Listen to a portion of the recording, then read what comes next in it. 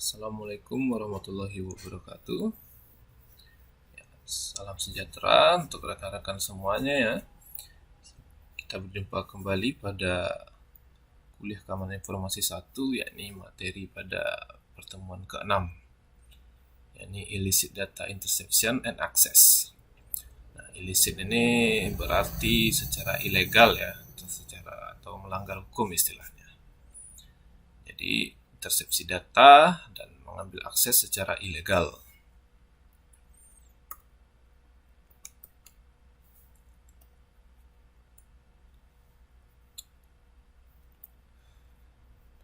Sebelumnya saya ingin meng-highlight kembali ya terkait teknologi pada zaman kita sekarang ini. Nah, seperti yang sudah sering saya mention sebelumnya itu bahwa pada zaman sekarang itu terjadi perkembangan teknologi yang sangat pesat.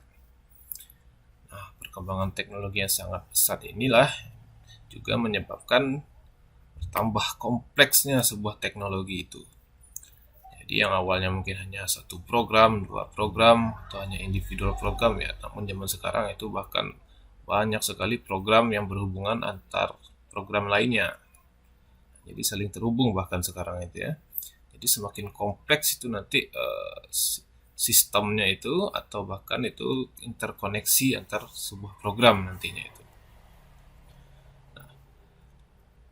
Nah, jadi kalau kita lihat ya, walaupun secara positifnya ya semakin kompleksnya sebuah sistem atau semakin terhubungnya sebuah sistem itu dapat menimbulkan manfaat yang luar biasa bagi kita ya dari segi kehidupan. Nah, tapi tidak menutup kemungkinan juga ya kalau kita bayangkan itu makin ribet ya, makin kalau kita di dunia nyata itu makin banyak birokrasi, makin banyak bagian-bagiannya. Nah, itu tidak menutup kemungkinan kan makin banyak itu kemungkinan sistem kita tersebut memiliki kelemahan atau bug ya, pernah saya mention sebelumnya itu. Jadi makin menambah juga kemungkinan dari security aspeknya tersebut. Nah, itu ya kalau kita lihat itu dari segi hardware juga akan semakin kompleks, dari segi software dan tentunya dari segi network gitu ya. Dan juga kita lihat itu dari segi technological optionnya atau pilihan dari teknologinya sendiri itu ya, dan bahkan produknya itu juga semakin banyak gitu. Kita bisa membeli produk yang fungsinya sama dari berbagai brand yang berbeda. Nah, tentunya dari segi arsitekturnya atau mungkin dari programnya sendiri atau bahkan dari desainnya, nah itu berbeda-beda juga. Nah, bahkan dari masing-masing brand tersebut memiliki kelemahan sendiri juga walaupun memiliki fungsi yang sama dari produknya tersebut. Nah, jadi makin banyak ya aspek yang harus dipertimbangkan lagi semakin majunya teknologi kita pada saat sekarang ini. Nah, sehingga kemajuan teknologi itu ya juga disertai dengan meningkatnya kompleksitas terhadap teknologi tersebut. Jadi menyebabkan si attacker tersebut memiliki peluang yang lebih tinggi juga daripada sebelumnya itu untuk menyebabkan kerugian-kerugian pada sistem kita atau bahkan pada diri kita sendiri. Nah, banyak orang ya masih merasa itu bahwa mereka itu aman atau informasi yang mereka berikan atau mereka ambil atau mereka melakukan transaksi itu sudah aman ya.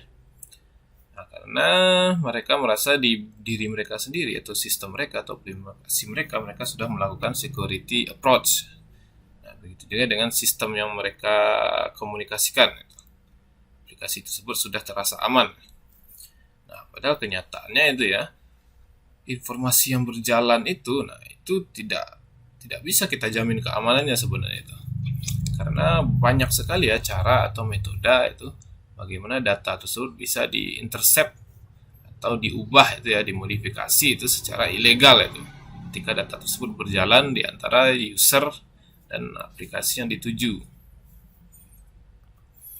Nah, istilah attack-nya tersebut biasa disebut sebagai man in the middle attack. Jadi kalau secara bahasa itu ya ada orang di tengah-tengah ya. Jadi ibaratnya si attacker ini memang berada di antara user dan si sistem target itu tadi. Jadi kalau kita logikakan ya itu seolah-olah kalau zaman dulu itu seperti wiretapping ya, atau menyadap. Barang kita menelpon seseorang secara tidak sadar itu ya, baik kita maupun orang yang kita telepon itu ternyata ada orang lain yang mendengar itu, secara diam-diam. Nah, jadi si user dan si target tersebut tidak sadar sebenarnya. Nah, begitu juga dengan itu ya, program gitu. Ibaratkan di sini si user mengakses sebuah browser ya, dan dia melakukan login ya. Nah, dia sudah melakukan security approach-nya terhadap password misalnya sudah bagus, sudah ada di hidden ya bintang-bintang. Dari segi aplikasinya juga sudah ada misalkan pengecekan, nah, apakah passwordnya benar atau tidak, autentikasi yang bagus.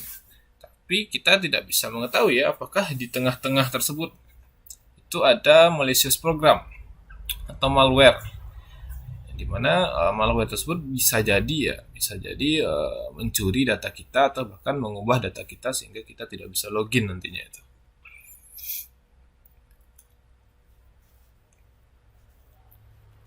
Nah, jadi kalau kita bicara terkait man in the middle attack itu ya, atau intersepsi di tengah-tengah tadi itu menggunakan malware, nah itu sebenarnya bisa dilakukan dengan atau tanpa physical access kepada target device-nya. Nah, jadi kalau rekan-rekan sudah sering lihat ya, saya rasa itu ya, lagi zaman sekarang itu semuanya berbasis internet kan, atau melalui network saja, atau bahkan data sudah di cloud computing semua. Itu bisa saja tanpa kita secara direct ya, mencolokkan flash disk ke laptop si user atau ke server. Itu bisa dilakukan bahkan melalui laptop kita sendiri saja, melalui jaringan. Nah, jadi tanpa physical access pun bisa kita lakukan pada zaman sekarang. Nah, saya pernah sebelumnya berbicara mengenai keylogger ya, atau keystroke logger ya. Dimana kalau keylogger tersebut juga salah satu tipe dari man in the middle attack, dimana kita memasangkan sebuah malware pada si device-nya tersebut. Nah, device si user tersebut biasanya kita akan merecord apa saja yang diketikkan oleh si user tadi ya. Bahkan sekarang kalau keyloggernya sudah advance ya, pernah saya mention itu ya, walaupun dia tidak mengetikkan, misal menggunakan virtual keyboard atau voice. Nah, di sini kita bisa aplikasi keystroke logger yang sekarang bahkan bisa capture screen dengan interval waktu yang bisa kita tentukan, atau bahkan merecord video screen ya, screen video dari device kita itu sendiri.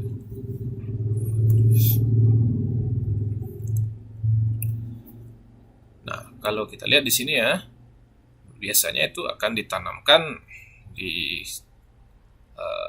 di komputer si user, karena tujuannya adalah memang untuk merecord dari keystroke si logger tersebut. Nah, bahkan kalau kita sebenarnya tidak begitu bisa menanamkan atau menginstal ya aplikasinya tersebut secara software, itu senior saya dulu pernah membuat keylogger berbasis hardware. Jadi dia menanamkan sebuah device kecil di dalam keyboard tersebut. Jadi walaupun dari segi softwarenya bisa mendeteksi aplikasi-aplikasi yang berbahaya, bagaimana dengan segi hardwarenya? Maka dia bisa mendeteksi hardware yang terpasang. Dia memasukkan di dalam keyboard ya. Jadi dari segi manusia itu tidak kasat mata, dari segi software pun dia tidak bisa mendeteksi aplikasi yang ilegal. Jadi makin ke depan makin aneh-aneh juga ya, atau makin advance juga metode yang digunakan oleh si attacker ini.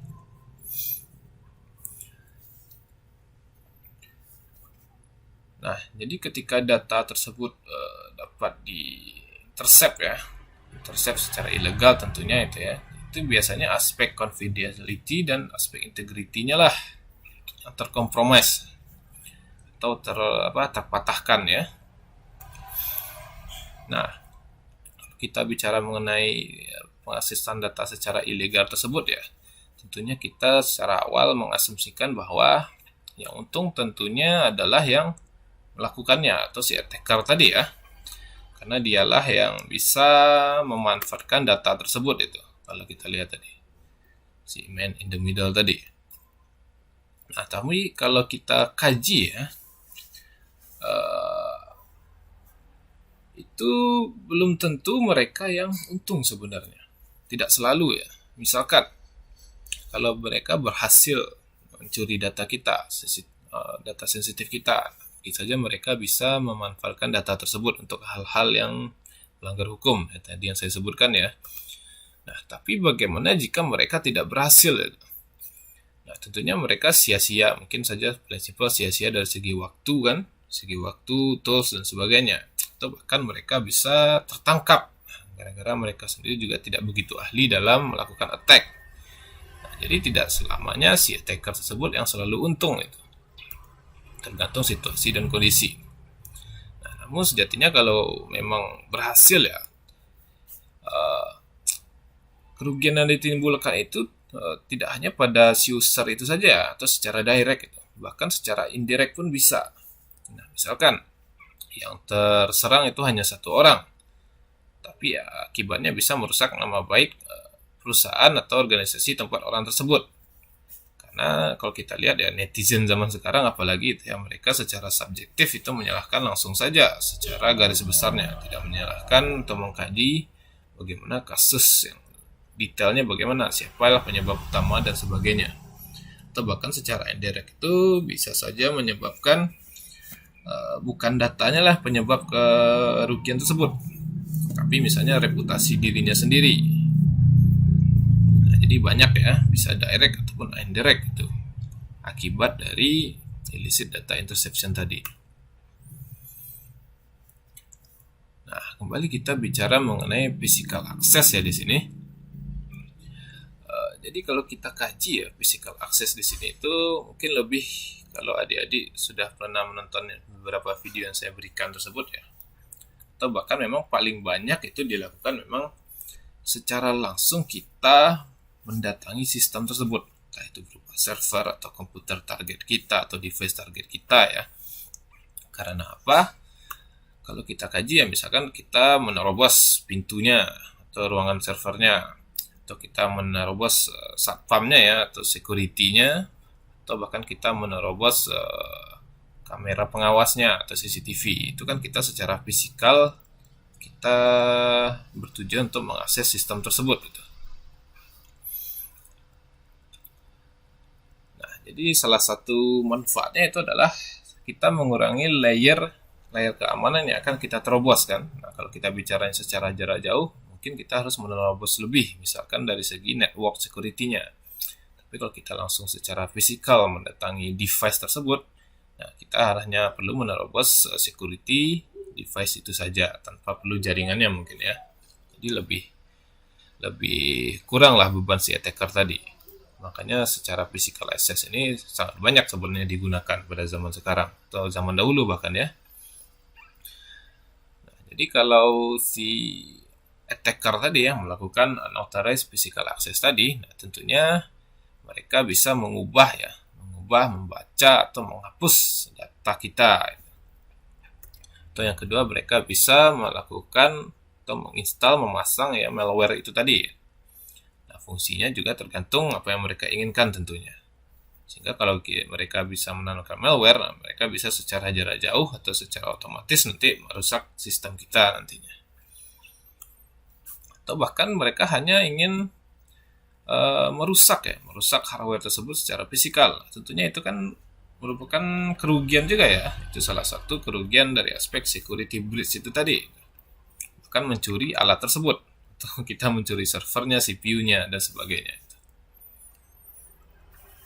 Nah, mungkin banyak orang mengira bahwa data-data kita sekarang itu sudah tercentralize ya, atau kita masukkan ke cloud. Di cloud, nah, tentunya kita tidak memiliki physical device-nya sendiri. Kita menumpangkan misalkan ke Google, ke Microsoft dan sebagainya, di mana kita yakin bahwa mereka tentunya secara security itu sudah lebih advance ya. Nah, tapi tentunya hal itu menimbulkan dilema juga ya. Kalau kita bayangkan seperti ini, misalkan taruhlah semua data kita ada dalam satu server cloud, semuanya ya, bahkan semua data perusahaan kita, divisi-divisi kita, perusahaan cabang kita, vendor kita, semuanya pada satu server tentunya aman. Tapi bagaimana jika server tersebut terserang atau hanya dari satu kelemahan saja? Nah, itu bisa menyebabkan kerugian yang fatal ya. Bisa saja semua data yang ada dalam server tersebut itu bisa dimanfaatkan jadinya dibanding dengan yang tidak centralized pada zaman dahulu. Nah, jadi tidak menjamin juga kalau centralized itu adalah yang paling aman juga ya. Nah, tentunya para pemberi jasa tadi, IT solution atau seperti data center atau cloud computing tadi itu tentunya mereka mengadopsi berbagai layer ya, atau multi-factor authentication itu untuk mengatasi physical access tadi. Nah, misalkan itu ya dari segi password digabungkan dengan sidik jari atau sebagainya.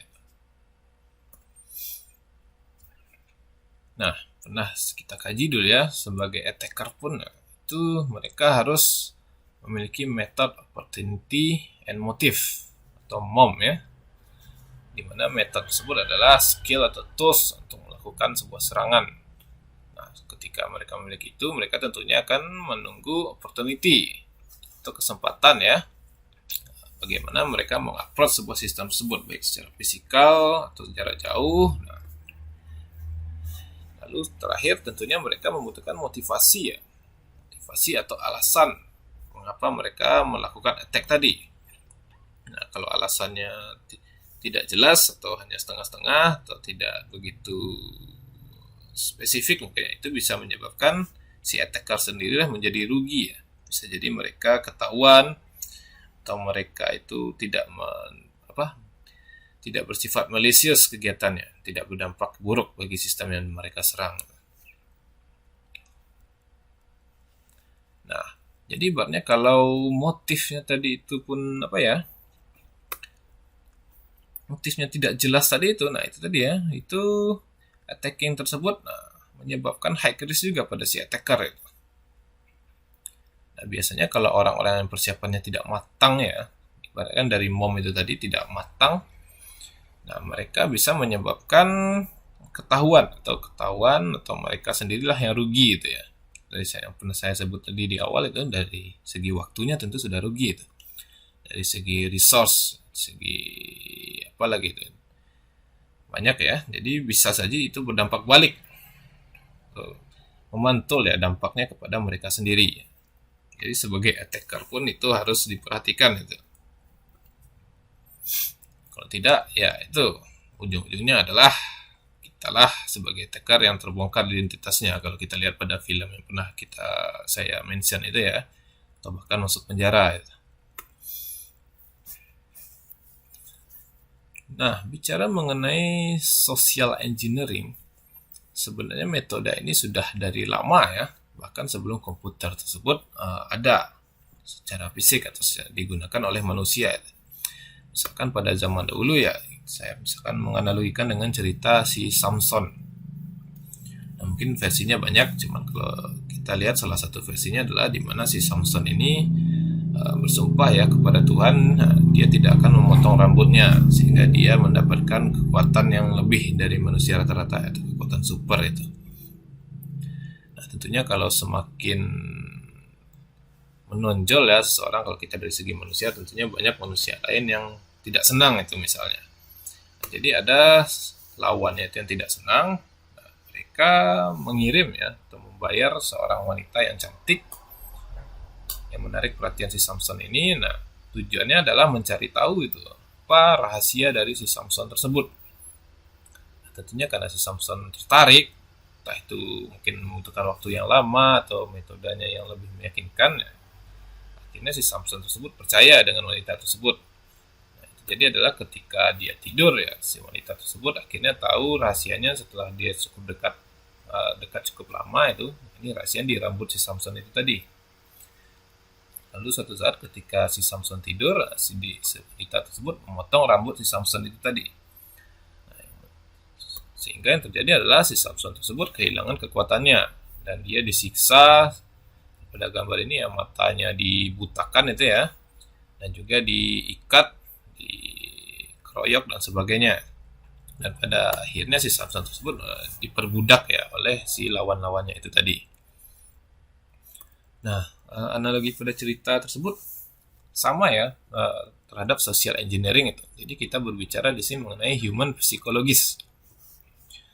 Jadi Jadi karakteristik psikologi dari manusia itu sendiri ya, itu juga salah satu vulnerabilities. Jadi kita ini sebagai manusia itu adalah kerentanan terhadap sebuah sistem. Jadi tidak hanya kita bisa mengenhance ya sebuah mengenhance security dari sebuah sistem, tapi kita juga sebagai vulnerabilities juga. Nah, karena kalau kita bicara manusia ya, manusia itu secara natural tentunya percaya ya terhadap manusia lain. Nah, tentunya ada aspek secara default bisa mempercayai manusia lain. Nah, apalagi kalau kita kaji ya, kaji serangan secara psikologis, nah, tentunya pada awalnya itu terlihat innocent ya, tidak bersalah atau masih alami saja itu. Tapi pada ujung-ujungnya, nah, itulah yang dimanfaatkan oleh si penyerang tersebut. Nah, sehingga social engineering tersebut adalah metode serangan ya, di mana penyerang tersebut memanfaatkan sisi-sisi psikologis dari manusia tersebut. Baik itu melakukan personal interaction ya, atau interaksi personal maupun sosial itu. Dan tentunya targetnya adalah security related information. Kalau kita mengkaji social engineering pada keamanan informasi tentunya. Nah, biasanya itu dilakukan dengan cara impersonasi. Kalau adik-adik pernah mengalami ya, ibaratkan email seolah-olah dari perusahaan ini, atau email dari orang-orang yang mengaku ini, atau telepon dari orang-orang IT supportnya ini. Nah, jadi mereka seolah-olah menyamar menjadi entitas tersebut.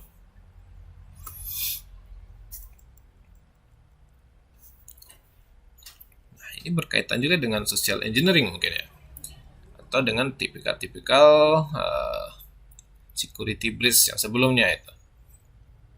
Nah, kalau kita bicara mengenai insiders atau orang dalam itu.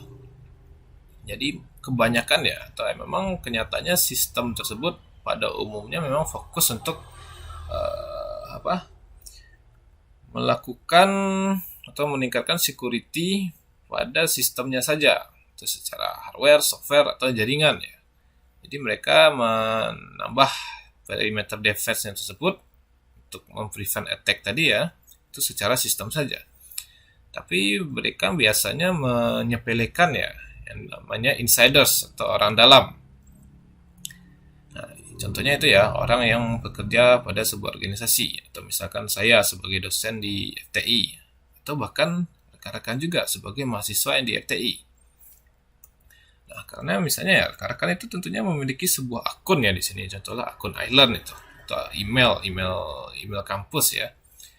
Nah, bagaimana jika salah satu mahasiswa tersebut terserang, diperoleh akunnya, lalu si attacker bisa login. Nah, setelah itu mereka tinggal melakukan privilege escalation ya.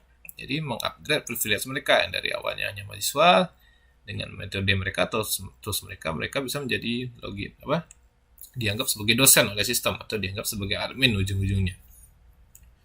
Nah, jadi itu ya, insiders tersebut secara vulnerabilities itu peluangnya sangat besar itu.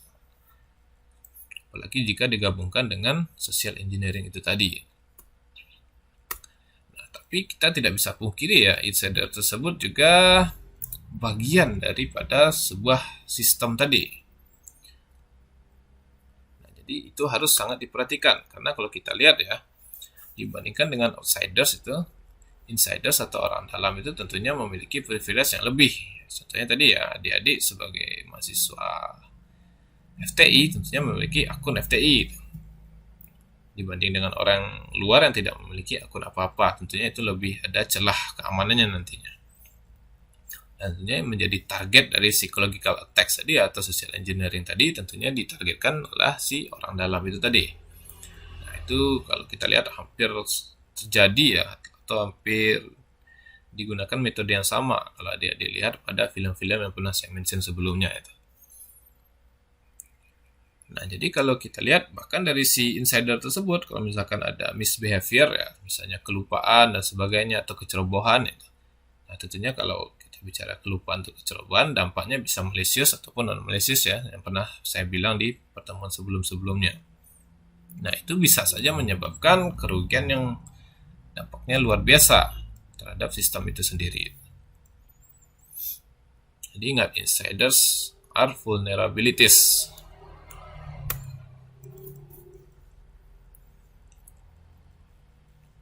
Nah, bicara mengenai keamanan yang tentunya tidak 100% aman yang pernah saya bilang itu.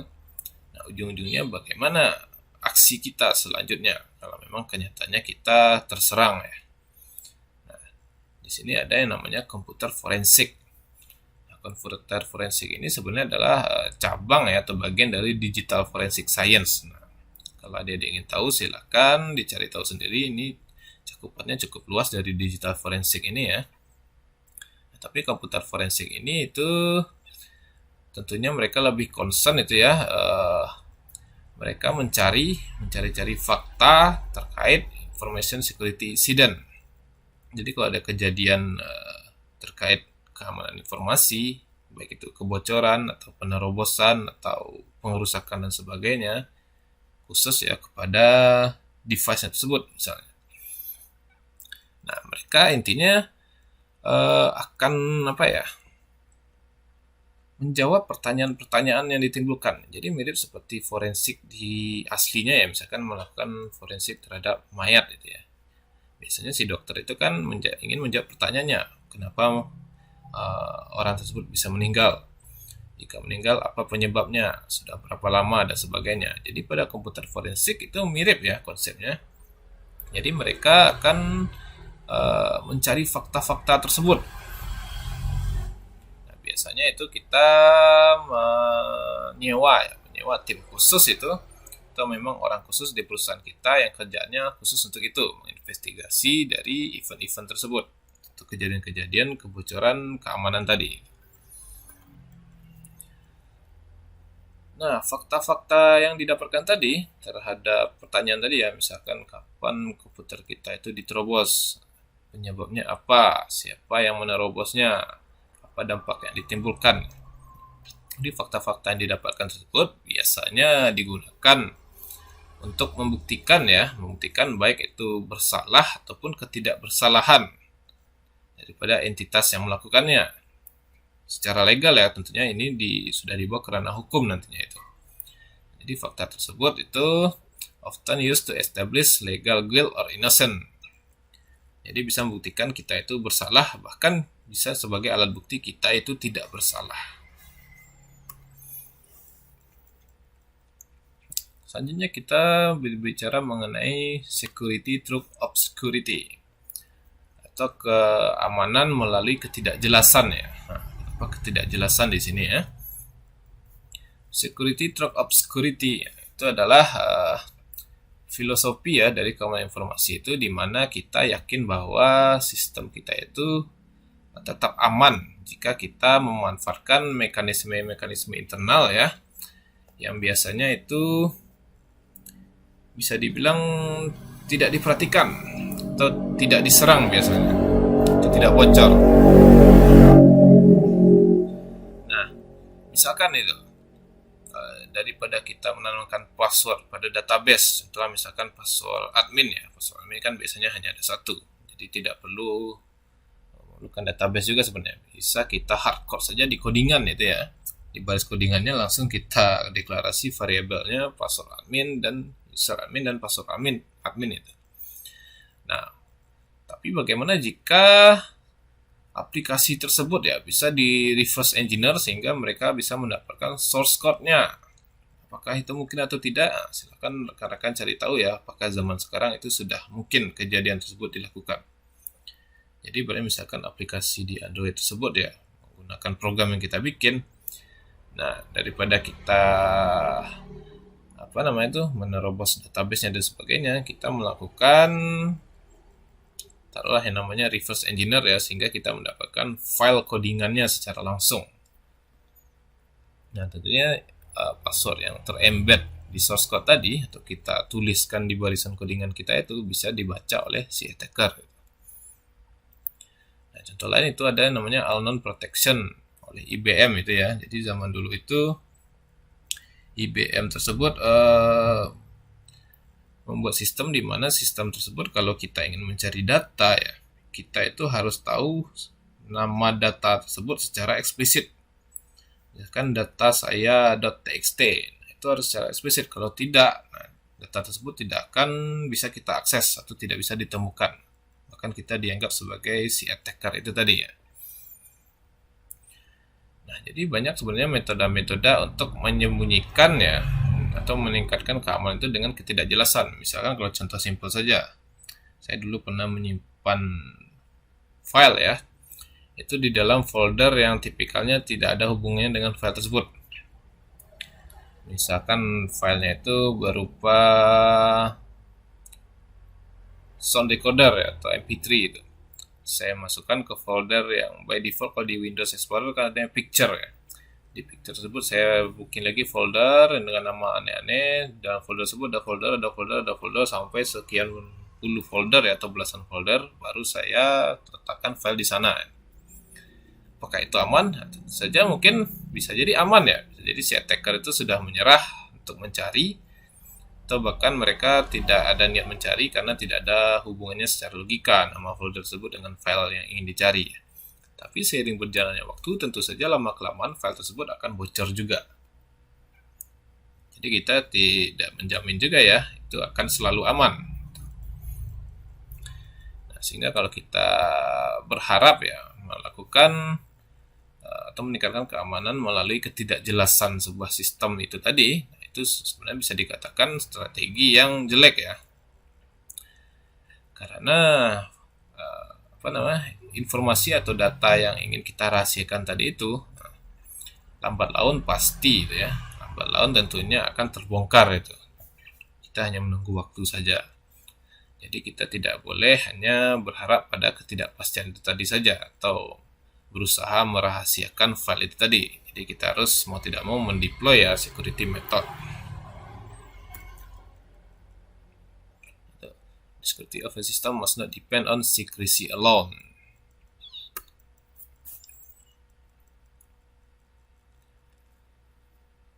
Nah, kalau kita ingin mengamankan informasi ya, tentunya kemarin juga pernah saya mention di kuliah sebelumnya, kita membutuhkan strong authentication, sehingga kita juga menghindari pengaksesan data itu secara ilegal juga, tidak hanya secara physical control mungkin ya. Jadi autentikasi itu biasanya yang paling umum, itu yang paling depan, sehingga mau tidak mau kita harus memperkuat ya metode autentikasi kita. Nah, pernah saya mention juga, ibaratkan paling gampang itu adalah menanyakan langsung ya. Misalkan mereka rekan kerja itu ya, si Dan ini, mereka memiliki password untuk mengakses sistemnya, si Dan ini. Lalu taruhlah ada rekan yang dia percaya misal, atau atasannya dan sebagainya. Nah, tentunya kita secara sukarela mungkin ya memberikan akun kita itu. Nah, tapi ternyata si rekan kita tadi atau atasan kita tadi, dialah yang memanfaatkan identitas kita itu ya, untuk melakukan hal-hal mungkin yang bisa saja berbahaya ataupun tidak, tapi yang jelas dia melakukan impersonation terhadap entitas kita di dunia digital itu. Nah, sehingga selayaknya ya kita menambahkan metode autentikasi. Mungkin kemarin sudah saya pernah mention ya. Nah, tapi di sini kalau kita simpulkan itu pada zaman sekarang itu sudah banyak dilakukan ya, itu password yang dinamis itu. Atau password yang berubah-ubah atau berbeda. Contohnya apa? Ya, ini one time password. OTP ya. Karena kan biasanya sudah familiar itu dengan OTP. OTP tersebut adalah password yang di-generate ya pada saat itu juga.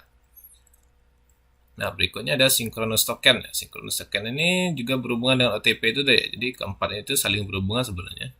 Di mana synchronous token ini simpelnya si server itu memiliki clock ya. Clock atau jam yang mereka sinkronis dengan jam si user itu. Clock sistemnya si user. Jadi dengan timing yang sama, mereka bisa mengenerate one time password tadi. Taruhlah one time password hanya berlaku 10 detik atau 1 menit. Nah, itu si server dan si device-nya si user, nah, itu mau tidak mau secara clock-nya itu harus sinkronus ya, harus sama itu. Lalu ada namanya challenge response system. Jadi banyak kalau sudah sinkronus, sistem tersebut bisa mendeploy challenge response. Misalkan seperti mungkin kita memasukkan angka atau huruf yang ada pada gambar di layar, atau kita bisa memilih foto-foto yang diinstruksikan. Nah, itu salah satu challenge yang diberikan oleh si sistem itu sendiri. Lalu yang berikutnya ada response generating token. Nah, jadi ibaratnya kalau sudah ada respon sistemnya, jadi mereka bisa mendeploy secara random itu bagaimana challenge untuk si user. Nah, response generating tokens ini adalah si usernya sendiri, bagaimana mereka menjawabnya.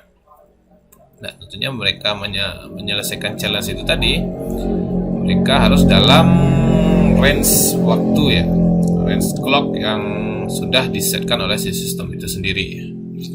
Jadi password dinamis tersebut itu merupakan salah satu metode autentikasi yang kuat ya. Ada juga dengan continuous authentication itu. Jadi ibaratnya misalkan kita salah menginputkan password berkali-kali, atau ibaratnya kita berdiam diri saja di depan session kita menginputkan password itu. Atau bahkan ketika kita sudah login sekian menit, taruhlah 10 menit, kita akan otomatis logout dan minta login kembali. Nah, itu kan kita diminta berulang kali untuk melakukan autentikasi. Atau bisa juga berulang kalinya dengan metode yang berbeda. Misalkan yang awalnya password, yang keduanya adalah biometric device. Atau bahkan biometric device sendiri kalau kita lihat sekarang ya, dengan menggunakan machine learning tentunya atau AI, mungkin mereka sistem tersebut akan selalu monitoring ya. Misalkan webcam saya akan selalu membaca wajah saya, apakah itu benar saya yang berada di depan laptop tersebut, satu sistem tersebut. Jadi secara streaming itu mereka melakukan authentication, atau bahkan machine to machine authentication. Nah, ini banyak sekali diimplementasikan terutama pada sistem-sistem yang berhubungan dengan sistem lain, misalkan e-commerce ya, atau metode pembayaran. Itu biasanya mereka melakukan machine to machine authentication. Nah, berikutnya adalah the principle of least privilege. Nah, ini sudah sering saya mention ya. Kenapa? Karena ini sebenarnya walaupun sederhana ya, tapi dampaknya luar biasa untuk meningkatkan keamanan kita itu. Nah, jadi intinya ya, karena sudah pernah saya jelaskan juga, intinya bagaimana kita memberikan privilege seminimal mungkin terhadap seseorang atau sebuah entitas atau seorang user ya. Jadi ibaratnya sebisa mungkin kita tidak memberikan privilege yang mereka tidak akan gunakan atau itu di luar job desk mereka ya. Kalau memang privilege-nya hanya sekedar membaca atau kerjanya hanya sekedar membaca atau menganalisis ya. Nah, janganlah kita berikan privilege untuk write ya, kalau kita bicara read and write itu. Nah, mereka mungkin hanya diizinkan tuh read saja itu. Atau bahkan itu dari segi privilege-nya harus dimonitoring seiring berjalannya waktu ya. Jadi ibaratkan misalkan saya dulunya pernah menjabat jadi ketua lab sehingga saya bisa mengakses server dan sebagainya. Nah, tahun besok ketika saya tidak menjabat ya, itu harus selalu diupdate itu privilege saya. Tolong privilege saya diturunkan kembali menjadi user biasa itu. Jangan sampai kelupaan. Pokoknya ketika saya sudah tidak menjabat, saya bisa memanfaatkan privilege saya yang sebelumnya ya. Jadi harus selalu dimonitor overtime itu. Nah, kalau pada datanya ya, penelitiannya itu mengadopsi list privilege model ini ya, atau privilege seminimal mungkin terhadap user itu tadi. Itu yang pertama itu dapat mengantisipasi 90% dari malware attack. Yang kedua itu menyebabkan malware tadi atau malicious code itu susah untuk diimplementasikan ya. Karena ibaratnya kalau diturunkan lagi privilege-nya, kalau kita kaji insiders tadi ya, baik insiders yang melakukan atau dimanfaatkan, nah itu akan mempersulit si attacker itu tadi untuk menanamkan malware tentunya pada sistem kita. Yang ketiga itu menghindari ya non-administrator user itu untuk menginstal atau mengauthorize aplikasi-aplikasi yang tidak diinginkan atau aplikasi yang ilegal bahkan itu ya. Yang keempat tentunya itu lebih menjamin ya, lebih fokus kita dalam melakukan komputer forensik tadi. Jadi security personnel tadi fokus itu untuk beberapa poin saja. Nah, ibaratnya kalau memang kebocoran terjadi gara-gara kemungkinan besar privilege admin, tentunya yang harus diinvestigasi hanya user-user yang memiliki privilege admin tersebut. Tapi kalau ibaratnya semua usernya tersebut privilege-nya hampir seperti admin ya, nah tentunya akan makin banyak lagi waktu, resource, dan analisis yang dilakukan untuk komputer forensik tadi. Ya, cukup sekian ya materi kita di pertemuan ke-6 terkait illicit data dan akses itu tadi. Jika ada yang ingin ditanyakan, silakan gunakan forum-forum kita secara asinkronus. Pertemuan selanjutnya kita akan membahas mengenai kriptografi, sedikit mengenai kriptografi. Ya, cukup sekian, sampai jumpa pada materi selanjutnya. Assalamualaikum warahmatullahi wabarakatuh.